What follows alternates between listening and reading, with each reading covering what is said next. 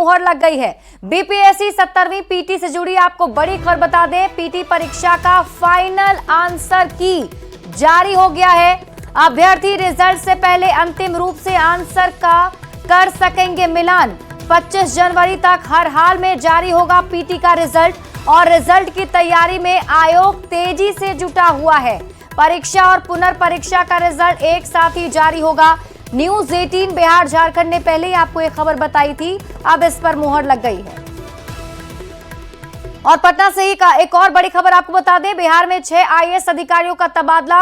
एक आईएएस अधिकारी को मिला है अतिरिक्त प्रभार। राजेश कुमार आयुक्त कोशी प्रमंडल बनाए गए हैं। तो बड़ी खबर आपको इस वक्त बता रहे हैं, पटना से बड़ी खबर सामने आ रही है। बिहार में 6 आईएएस अधिकारियों का तबादला किया गया है, जिसमें एक आईएएस अधिकारी को अतिरिक्त प्रभार दिया गया है।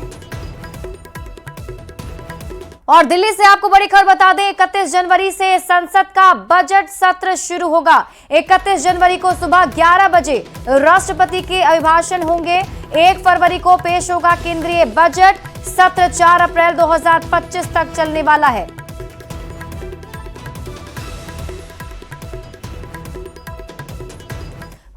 पटना सिटी के अगमकुआं थाना क्षेत्र के भूतनाथ रोड में ऑक्सीजन सिलेंडर अनलोड करने के दौरान विस्फोट हो गया। विस्फोट की चपेट में आकर एक मजदूर की मौके पर ही मौत हो गई। वहीं हादसे में एक अन्य युवक गंभीर रूप से घायल हो गया है। घायल युवक को निजी अस्पताल में भर्ती करा दिया गया है। घायल युवक का एक पैर बुरी तरह क्षतिग्रस्त हो गया। दरअसल ऑक्सीजन सिलेंडर फटने के बाद इलाके में अफरा तफरी मच गई। मृतक का नाम उदय कुमार है, जो फतुहा के महारानी चौक के पास का रहने वाला था। उदय कुमार सुनील अस्पताल को ऑक्सीजन सिलेंडर सप्लाई करने के लिए पिकअप वैन से सिलेंडर उतार रहा था और उसी वक्त यह हादसा हो गया। फिलहाल पुलिस मामले की जांच में जुट गई है।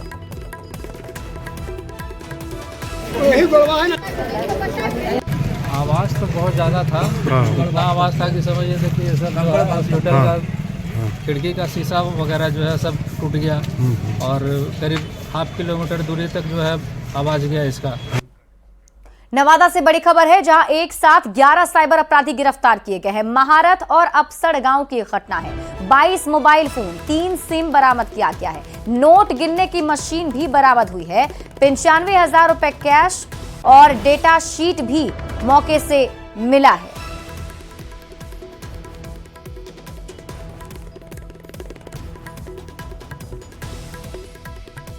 बेतिया का रवि कुमार उर्फ पिन्नू डॉन की गिरफ्तारी नहीं होने से बिहार पुलिस की जमकर किरकिरी हो रही है। ऊपर से यह मामला तब ज्यादा हाईलाइट हो गया जब नेता प्रतिपक्ष तेजस्वी यादव ने पिन्नू डॉन को लेकर सनसनीखेज दावा कर दिया। हालांकि पुलिस ने पिस्टल के बल पर अपहरण के मामले में पिन्नू डॉन के खिलाफ इश्तेहार जारी कर दिया है। ये रिपोर्ट देखिए।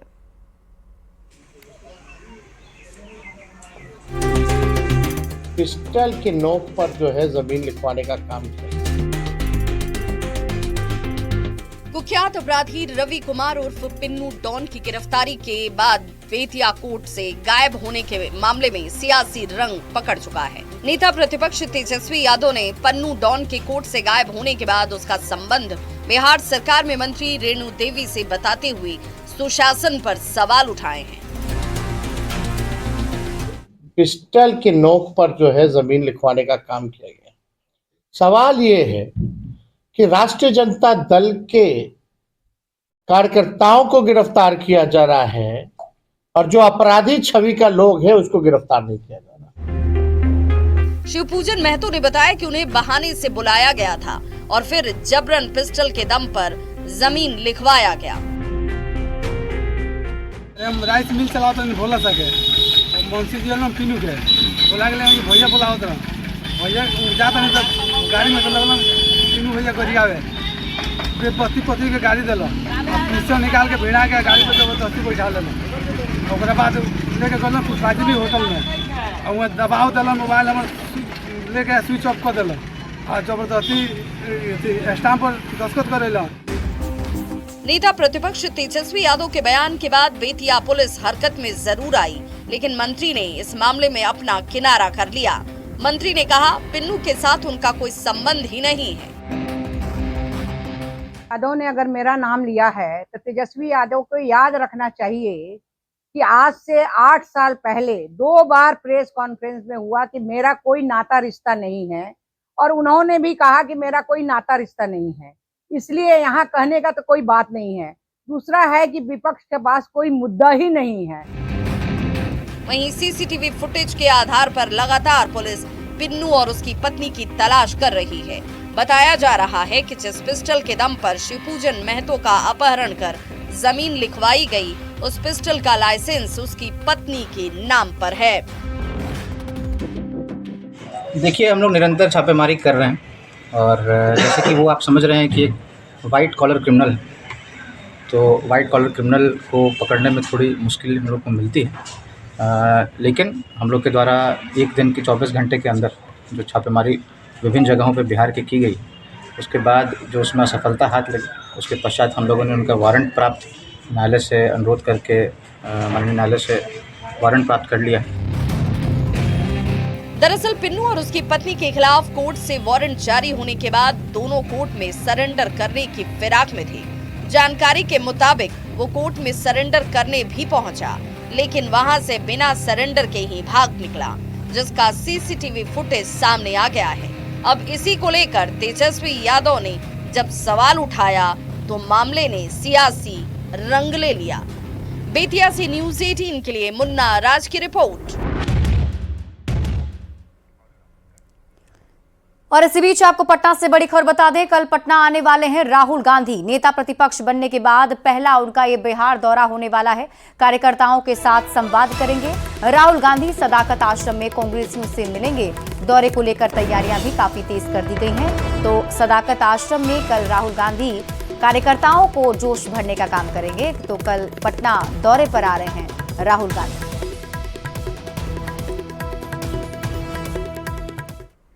राहुल गांधी के बिहार दौरे को लेकर सियासत भी काफी तेज हो गई है। मनोज झा ने राहुल गांधी के दौरे पर बीजेपी के सियासी हमले का जवाब देते हुए कहा कि क्या संविधान की बात करना इस देश में गुनाह हो गया है? जिन लोगों को संविधान की समझ नहीं, वो ऐसी बयानबाजी कर रहे हैं। संविधान की बात करना गुनाह हो गया इस देश में।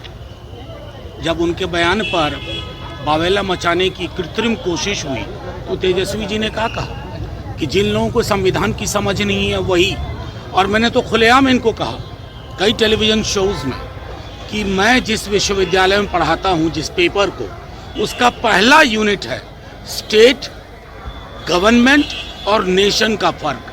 अगर इतनी फर्क नहीं समझते हो तो ये मूर्खतापूर्ण बात करके देश को उल्टे पांव की यात्रा पे मत ले जाओ। एआईएमआईएम के चीफ असदुद्दीन ओवैसी पटना पहुंचे। 2025 बिहार विधानसभा चुनाव को लेकर ओवैसी ने कहा है कि उनकी पार्टी की पूरी तैयारी चल रही है। बिहार में अच्छे तरीके से चुनाव लड़ने की कोशिश है। अपने कैंडिडेट को विधायक बनाएंगे।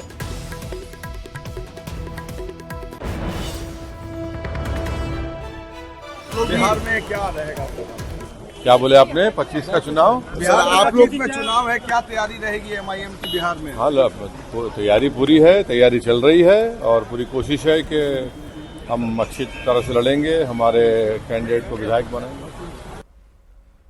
मुख्यमंत्री नीतीश कुमार कल अपने तीसरे चरण की प्रगति यात्रा के दौरान बेगूसराय पहुंचेंगे। सीएम नीतीश के इस दौरे में विकास कार्यों का जायजा भी लिया जाएगा। साथ ही इस यात्रा के तहत वे 600 करोड़ से अधिक की लागत से बनी 630 योजनाओं का उद्घाटन और शिलान्यास करेंगे। इन योजनाओं में सबसे प्रमुख है मंझौल अनुमंडलीय अस्पताल, जो 16 साल की देरी और राजनीतिक अड़चनों के बाद अब जाकर जनता को समर्पित होने वाला है। सीएम नीतीश बाढ़ प्रभावित क्षेत्र मटिहानी प्रखंड के पसपुरा के पास रिंग बांध का भी निरीक्षण करेंगे।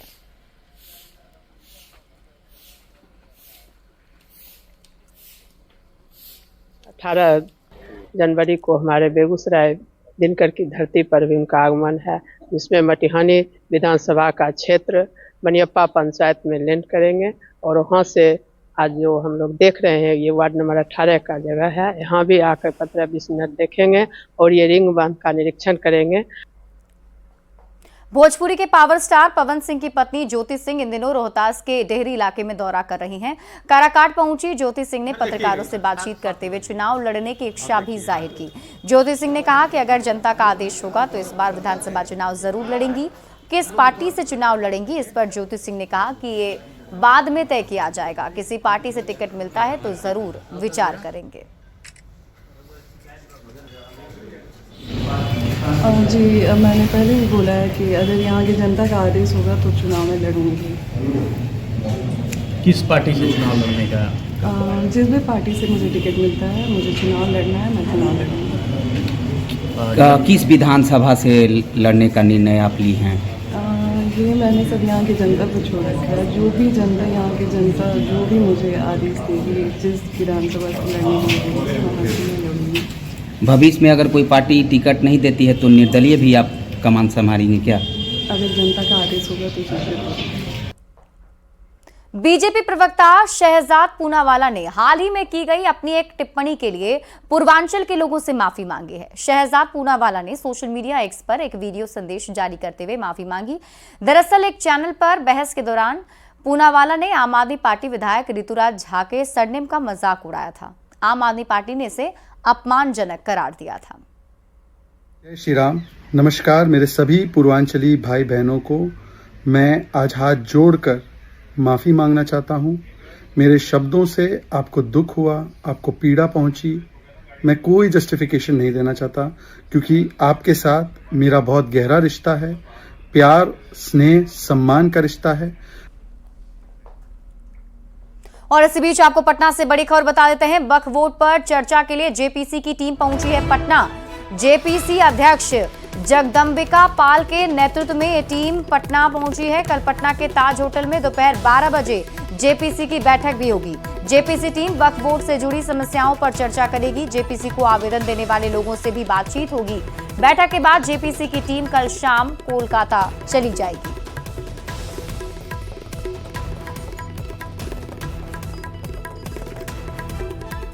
पटना के आईजीआईएमएस में एक साथ कई नई सुविधाओं की शुरुआत हुई है, जिससे मरीजों को अत्याधुनिक सुविधाओं का लाभ मिलेगा। स्वास्थ्य मंत्री मंगल पांडे ने सबसे पहले कार्डियोलॉजी विभाग में बाइप्लेन कैथ इमेजिंग सिस्टम का उद्घाटन किया, जो कि ब्रेन और हार्ट के मरीजों के लिए लाभदायक होगा। मशीन की कीमत 10 करोड़ से ज्यादा है, जबकि इस लैब पर कुल 14 करोड़ खर्च हुए हैं। अस्पताल के इमरजेंसी वार्ड का भी अब विस्तार हुआ है और 30 बेड के नए वार्ड का स्वास्थ्य मंत्री ने उद्घाटन किया, जिससे अब इमरजेंसी में बेड की क्षमता बढ़कर लगभग 130 तक पहुंच गई है।